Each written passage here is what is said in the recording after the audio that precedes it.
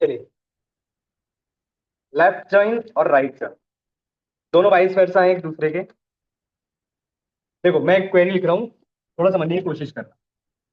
मैंने कहा सेलेक्ट करो सी डॉट कस्टमर नंबर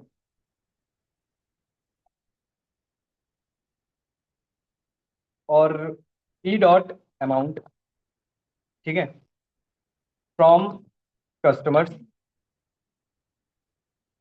सी। इस बार मैं यूज कर रहा हूँ लेफ्ट जॉइन पेमेंट्स के साथ। और क्या है, on C dot customer number equals to P dot customer number. Customer number, ठीक है। लेफ्ट और राइट जॉइन बेसिक सा है, छोटा सा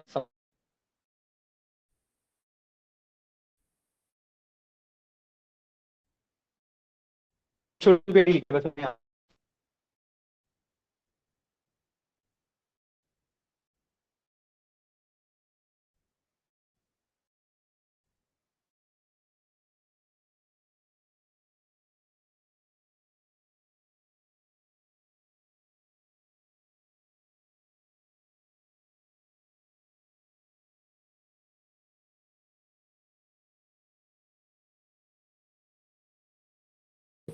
लेफ्ट